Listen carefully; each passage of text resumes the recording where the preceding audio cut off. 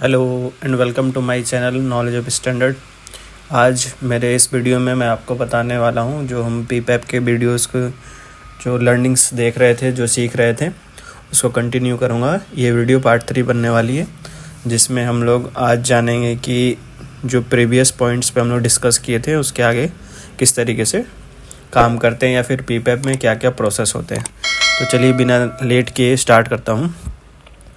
First हम समझेंगे उसके बाद 2.29 में कि डायमेंशनल रिजल्ट्स क्या होती है कि जिस प्रोडक्ट के बारे में हम डेवलपमेंट का काम कर रहे हैं या जिस प्रोडक्ट को डेवलप कर रहे हैं उसके डायमेंशनल यानी उसके जो ड्राइंग्स हो गए हैं या फिर जो फर्स्ट पार्ट हमारा बन रहा है जिसको हमें आगे प्रोसीड करना है, उसके अंदर हम जो डाटा लेंगे या उसके जो डायमेंशंस होंगे उसको मेज़र करेंगे और वेरिफिकेशन करेंगे और उसके एक लेआउट बनाएंगे। मतलब जितने भी डायमेंशन उस ड्राइंग के अकॉर्डिंग होगी जो पार्ट में हमें चेक करने हैं, जैसा कि यहाँ पे दिया गया है और CTQs और कंट्रोल प्लान्स में आपको यहाँ पे बताया गया है, उसके बारे में हम यहाँ पे देखेंगे और उसके अंदर नोट करेंगे। डायमेंशन इवैल्यूएशन की जो बात हो रही है यहाँ पर कि वो चेक कराया जाएगा कि जो ड्राइंग में है वो एक्चुअल पार्ट के अकॉर्डिंग आ रहा है कि नहीं आ रहा है जो हमारा मैन्युफैक्चरिंग प्रोसेस में है। ठीक है, तो इसके में हम जो मेज़र करना है वो सारी कैविटीज़ की होगी या मोल्ड्स होंगे या पैटर्न्स होंगे या डाई होंगे। मतलब आपको कोई भी एरिया या कवर चीज़ छोड़ना नहीं है उसके अंदर। मान लीजिए आप एक मोल्ड में आपके 10 कैविटी है तो 10 कैविटी के आपको डायमेंशन रिजल्ट बनाने हैं और चेक करना है कि वो ओके बने या फिर NG मिले तो उसे रिकॉर्ड करके आगे प्रोसीड करना है। ध्यान रखिए कि डायमेंशन रिजल्ट में आपको क्या इंडिकेट करना है, डेट कब आप कर रहे हो, अगर कुछ चेंज हो रहा है या इशियन हो रहा है तो वो आपको उसके साथ में अटैच करनी पड़ेगी, जो कि काफ़ी इंपॉर्टेंट होता है उसको ट्रैक करने के लिए। ठीक है, कि अगर उसमें कुछ सैम्पल्स भी अगर आपको लगता है कि रिटेन करने लायक है तो जो आपको फाइनल हो गया, ओके हो गया प्रोडक्ट, तो उससे आप मास्टर सैम्पल बना के अपने पास एक रख सकते हैं और एज यूजुअल कस्टमर से भी अप्रूवल ले सकते हैं। डायमेंशन रिजल्ट के अंदर इतना ही है। उसके बाद हम लोग आगे समझते हैं कि रिकॉर्ड ऑफ मटेरियल और परफॉर्मेंस टेस्ट। इसमें क्या होता है, बेसिकली जो पार्ट हम बना रहे हैं उसका मटेरियल क्या है उसका रिकॉर्ड अपने पास होना चाहिए। यहाँ पे वो बात की जा रही है। जैसे हमारी इंडस्ट्री प्लास्टिक की है तो प्लास्टिक के जो भी पार्ट्स हम बनाते हैं उसकी MTC आती है, मतलब मटेरियल का जो हमारा टेस्ट रिकॉर्ड होता है उसको किस तरीके से, किस मटेरियल को किस प्रोसेस से बनाया गया है, वो हमें जो सप्लायर होते हैं जो हमें मटेरियल प्रोवाइड करते हैं उसके थ्रू मिलता है। तो उस मटेरियल को टेस्ट रिजल्ट को हमें चेक करना होता है कि हमारे अकॉर्डिंग वो फिट हो रही है कि नहीं हो रही है, कि ऐसा मटेरियल तो नहीं है कि जहाँ हमें फ्लेमेबल नहीं होना चाहिए वहाँ पे हमें फ्लेमेबल मटेरियल हो। उन जो बेसिक चीज़ों का ध्यान रखना चाहिए और जो उसके रिकॉर्ड के अकॉर्डिंग, मतलब एज़ पर ड्राइंग में आपको दिया होगा वो चीज़ कि आपको किस मटेरियल से बनाना है तो वो उससे मीट करनी चाहिए और उसके स्पेसिफिकेशन मीट करनी चाहिए। और इसी रिकॉर्ड को या फिर मटेरियल के जो टेस्टिंग है उसको आपको कंट्रोल प्लान में ऐड करके रखना होगा ताकि आप बाद में कोई चेंजेज ना आ जाए और उस तरीके का ध्यान से आपको एक कॉपी आपके पीपैप वाले रिकॉर्ड में होनी चाहिए। ठीक है, और उस पर डेट और जो टाइम डाल सकते हैं आप, डेट उस पर मेंशन ज़रूरी से ज़रूरी होनी चाहिए जो एज पर रिक्वायरमेंट होगी कस्टमर की। अब रिकॉर्ड और मटेरियल के अंदर में हमारा क्या आता है, जो रिजल्ट्स हैं हम उसको देखेंगे कि performance test of all parts. मतलब परफॉर्मेंस टेस्ट की बात कर रहे हैं तो जो हम प्रोडक्ट में हम मटेरियल यूज़ कर रहे हैं उसके फिजिकल मेट्रोलॉजिकल रिक्वायरमेंट जो है वो आपको पता हो कि वो किस टाइप का प्रोडक्ट चाहिए। मतलब ग्लॉसी फिनिश वाले अगर मटेरियल होते हैं, मतलब चिकना सरफेस होते हैं, कहीं पे इसकी स्ट्रेंथ होती है मटेरियल्स की, किस टाइप के स्ट्रेंथ होना चाहिए, वो आपको मटेरियल के परफॉर्मेंस टेस्ट की बताता है। ठीक है, इसको आप अलग से भी कर सकते हैं, लेकिन वो आपको चीज़ें क्या करनी है वो आपको अपने एज पर प्रोडक्ट और कस्टमर के ऊपर डिपेंड होगा। वो आपको वहाँ पे पूछना भी पड़ सकता है या फिर आपको पता है या आपके रिकॉर्ड में दिया हो एज पर ड्राइंग में, या फिर आपको उसमें गाइड किया जाएगा कि हमें इस टाइप की इस चीज़ चाहिए, तो आपको कंटिन्यू बात करके भी ये चीज़ें करी जा सकती है। लेकिन उसके बाद आपको क्या चीज़ का ध्यान रखना है कि सारी चीज़ों की रिकॉर्ड होनी चाहिए एज़ पर क्वांटिटी टेस्टेड। आपने कितनी क्वांटिटी को टेस्ट करके आगे दिया है, उसके एक्चुअल रिजल्ट क्या आ रहे हैं, ताकि इन्हीं सब बेस पे आपको आगे प्रोडक्शन प्लान करनी है, आगे कंटिन्यू प्रोसेस चलना है।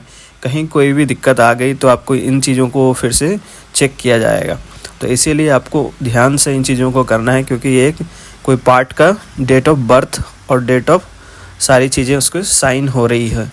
आगे और उन चीज़ों को रिकॉर्ड रखी जाती है, क्योंकि आपके छोटे से छोटे जो पार्ट होते हैं वो आगे जा कर के बहुत ही इफ़ेक्टिव वे में कस्टमर तक जाती है, और कस्टमर के पास हो सकता है वो आगे जो मार्केट में जाए तो वहाँ एक्सीडेंटल भी हो सकते हैं या फिर कुछ लार्ज अमाउंट ऑफ डैमेज ना हो जाए आपकी छोटे से प्रोडक्ट की वजह से। सो इन चीज़ों को काफ़ी ध्यान से मतलब प्रोसेस और टेस्टिंग करनी चाहिए। Material test report to be include material supplier name, जब अगर हम मटेरियल बना रहे हैं उसके सप्लायर कौन होते हैं उनके डिटेल्स भी हमें चाहिए। डेट ऑफ टेस्टिंग, हमने कब टेस्ट किया उसके बारे में देना चाहिए। डिज़ाइन रिकॉर्ड्स के अकॉर्डिंग अगर हम उसमें कोई चेंज ला रहे हैं तो वो लेबल नंबर, डेट और चेंज लेवल क्या है उसके अंदर आपको देना चाहिए। और सप्लायर कोड है तो वो आपको उसमें असाइन करना होगा, लिखना पड़ेगा, जो कि एक रिक्वायरमेंट है। मटेरियल टेस्ट में इन चीज़ों के बाद हम देखेंगे कि क्या करना है। परफॉर्मेंस टेस्ट मैं आपको बता दिया कि स्ट्रेंथ होनी चाहिए, फिजिकल अपीयरेंस कैसी होनी चाहिए प्रोडक्ट की, वो आपको किस ग्रेड का मटेरियल से बना होना चाहिए। अगर आप उस पर टेस्टेड भी करते हैं तो एक्चुअली आपको फिजिकल स्ट्रेंथ हो गया या फिर आपको विजुअल उसके जो अपीयरेंस है वो किस टाइप की है वो आपको वहाँ पर रिकॉर्ड करके रखनी होती है। जब आप वहाँ पर IQC में चेक करेंगे या फिर जब भी टेस्टिंग होगी मटेरियल की तो उस समय आपको रखी जाती है, और जो कि यहाँ पर एक अंडरस्टेबल फॉर्मेट में इंक्लूडिंग रखनी चाहिए। वही चीज़ यहाँ पे आपको बता रही है कि डेट और नंबर और चेंज लेवल जो भी है वो आपको मेंशन करके रखना है। नेक्स्ट करेंगे इनिशियल प्रोसेस स्टडीज़। ये एक काफ़ी बड़ा स्कोप है ये पार्ट में, तो इन सारे चीज़ों का मैंने इनिशियल प्रोसेस स्टडीज़ होती क्या है, सिंपली जो आपका जो प्रोसेस है उसकी स्टडी करनी है। मतलब आपको लगता है कि वो पार्ट आपके लिए फिट हो गई है, ओके हो गया है, चलाना है आपको, तो उसके फर्स्ट में आपको जो ट्रायल्स हुए हैं उसके आपको प्रोसेस की स्टडी करनी है, आपकी प्रोसेस कैपेबिलिटी की स्टडी करनी है। इसका मतलब क्या है, आपको प्रोसेस कैपेबिलिटी की बात हो रही है तो यानी SPC की बात हो रही है। तो SPC के जो भी फंडे हैं वो मैंने आपको एक SPC का स्पेशल से वीडियो बना रखा है प्लेलिस्ट के अकॉर्डिंग, आप उन पे जाइए, वहाँ से ये सारी चीज़ें जितनी भी आगे मैं आपको बता रहा हूँ वो सारी चीज़ें उसके अंदर अच्छे तरीके से एक्सप्लेन की गई है। इसके अलावा आपको कहीं से समझने की ज़रूरत नहीं पड़ेगी, आप जा कर के उसको देखिए। और ये जो 2.2111 जो इसके अंदर पॉइंट है वो सारे वहाँ से क्लियर हो जाएंगे। सो मैं इसमें लिंक भी दे दूँगा, आप लोग जाके चेक कर लीजिएगा आई बटन में या डिस्क्रिप्शन में। सो देख सकते हैं आप लोग। इसके लिए मैं इसको आगे स्किप करता हूँ और जल्दी से जल्दी इसको समझाता हूँ। जो भी हमारा PPAP में होगा वो प्रोसेस कैपेबिलिटी की बात होगी, यानी आपके जो प्रोसेस है CP क्या है, CPK क्या होती है, अगर स्पेशल कैरेक्टरिस्टिक आती है तो उसके अंदर क्या करना चाहिए, किस तरीके से हमें कस्टमर तक रिप्लाई भी देनी है, या फिर उसके अंदर जो भी स्टडी करनी है एक्चुअली में वो हमें वहाँ पे ध्यान रख कर के आगे करनी होगी। जो आपको मैंने अब रेफरेंस दे दिया कि कहाँ से आपको इन चीज़ों को समझना है, तो आप लोग वहाँ से जाके इसको समझें। ज़्यादा इसके अंदर और कुछ बताने वाली चीज़ें नहीं है, सारी चीज़ें वही हैं कि PPK CPK जो भी होती है वो किस तरीके से करना है। ये नोट 1 नोट 2 सारा मैंने उसके अंदर आपको समझा रखा है, आप लोग स्क्रीनशॉट ले लेंगे इसको तो गाइड थोड़ा सा और मिल जाएगा कि ग्रुप्स क्या है, सब ग्रुप्स क्या है, सारी की चीज़ें जो नोट 1 से 2 3 दिख रहे हैं सब चीज़ें मैंने उसके अंदर बता रखी है। सो प्लीज़ आप लोग से रिक्वेस्ट है इस वीडियो के थ्रू आप उसको जाके ज़रूर से ज़रूर देखिए, तो आपका ये 2.21 वाला जो पॉइंट है, 11 वाला पॉइंट है, ये सारा का सारा वहाँ क्लियर हो जाएगा। कैपेबिलिटी स्टडीज़ के जो इंडिसेस होते हैं उसको समझेंगे कि इसको किस तरीके से करना है, कि जो भी हमारा कैपेबिलिटी निकालना है या परफॉर्मेंस इंडिसेस निकालना है वो अप्लीकेबल तब होगा जब data, method, sampling of amount या जो भी हमारे पास हो एक स्पेसिफिक रिक्वायरमेंट हो, यानी हमारे पास कुछ मेथड हो, तरीका हो करने का, कुछ डाटा हो, कुछ सैम्पल्स हों जिसके बेस पे हम SPC कर सकें।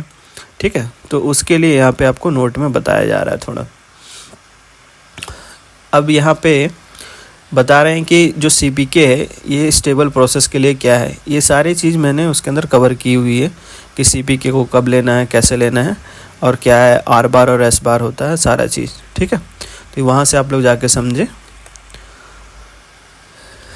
अब इसके अंदर हम लोग समझते हैं कि जो क्वालिटी इंडिसेस है कि for initial process study involve more than one process, अगर वो स्टैटिकल मेथड में हो कि वो किस तरीके से आपका प्रोसेस काम कर रहा है उसको आपको कंटिन्यू मेज़र करना है with the interval of time. मतलब एक फ्रीक्वेंसी आपके पास हो कि आप 2 घंटे के बाद उस प्रोसेस को चेक कर रहे हो या 1 घंटे के बाद इस प्रोसेस को चेक कर रहे हो और कंटिन्यू चेक कर रहे हो, ठीक है, जब तक कि वो 2-3 लॉट या N100 आपका सैंपल जा रहा हो। तो आपको वो स्टडी करके आपको कस्टमर के पास सेंड करनी होती है कि वो प्रोसेस आपका यूनिफॉर्म चल रहा है कि नहीं, या अंडर कंट्रोल चल रहा है कि नहीं, एज पर जो कस्टमर की डिमांड होती है। इसके बाद हम लोग समझते हैं कि जो पास और फेल होता है सीपी में, ये भी मैंने उसके अंदर आपको क्लियर कर रखी है कि किस तरीके से एसपीसी काम करता है। कि इंडेक्स वैल्यू में 1.67 आता है तो इंटरप्रिटेशन क्या होनी चाहिए, अगर इसके बीच की वैल्यू आती है सीपी के की तो हमें उससे क्या समझना चाहिए, वो सारी की सारी चीज़ें मैंने उसके अंदर समझा रखी है। तो प्लीज़ गाइज, आप लोगों से रिक्वेस्ट यही रहेगी कि अगर आपको पीपैप को ढंग से समझना है तो उस वीडियो को स्किप मत करना, आराम से जाके टाइम लेके पेन पेपर लेके आप उसमें समझें। और अगर एक बार में आपको दिक्कत आ रही है तो 2 से 3 बार कम से कम आप वीडियो रिवाइंड करके देखें ज़रूर, क्योंकि उससे ईजी वे में आपको कहीं कुछ समझने नहीं मिलेगा, ठीक है। तो इन चीज़ों का जो एक्सप्लेनेशन भी मैंने उस वीडियो में डाल रखा है। अब सिंपली आप एसपीसी के प्लेलिस्ट में जाना और जा कर के वहाँ पे सारी वीडियो 1 बाय 1 देखते जाना, उसके अंदर आपको सारी चीज़ें एक्सप्लेन हो जाएगी। आगे इसके अंदर क्या है कि 2.11.4 में अगर अनस्टेबल प्रोसेस होता है तो हमारे उस कंडीशन में क्या करना चाहिए। अनस्टेबल प्रोसेस मतलब जब हमारा जो प्रोसेस जिस टाइप की रिक्वायरमेंट हो रही है, कि मान लो सपोज़ हम किसी टेम्परेचर को 240 या 230 डिग्री पे उस मटेरियल के लिए हम दे रहे हैं ताकि वो प्रोडक्ट ओके बने, अगर वो उससे आउट ऑफ स्पेक चला जाता है तो वो एक स्पेशल कॉज हो गया कि हमें एक सडनली वेरिएशन देखने मिला। तो उस केस में हमको क्या करना है कि उस अनस्टेबल प्रोसेस को नोटिफाई करना है कस्टमर को कि हमारे इस प्रोसेस की वजह से आपके प्रोडक्ट में ये गड़बड़ आ सकती है।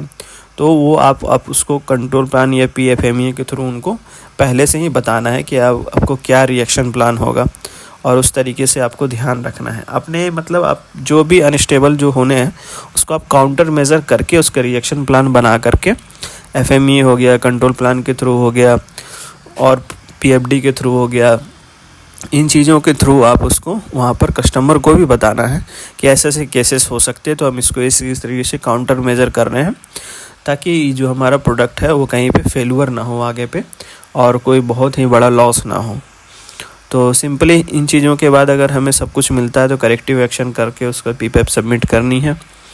अगर यहाँ पर एक स्पेशल नोट है कि 2.21.11.5 में क्या है कि process with one sided specification non normal distribution हो तब क्या होना चाहिए।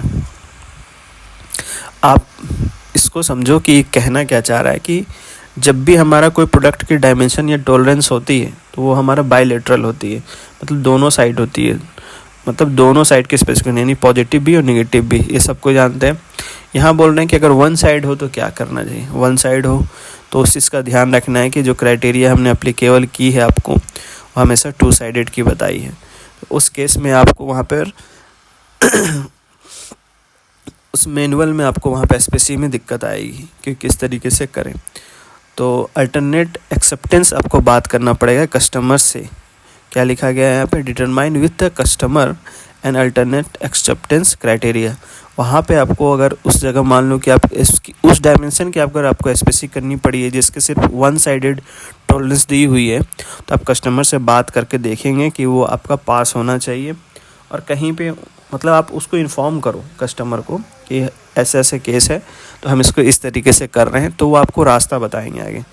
ये आपको पीपैप के सबमिशन के लिए मैं बता रहा हूँ, ये सारी चीज़ों को आपको ध्यान रखना है प्रोसेस में।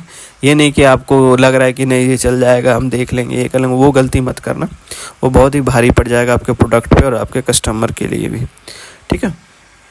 तो इन छोटी छोटी बातों को कोई नहीं बताएगा, सो ध्यान रखना उन चीज़ों का।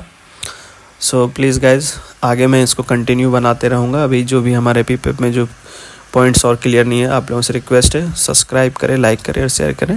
Thank you.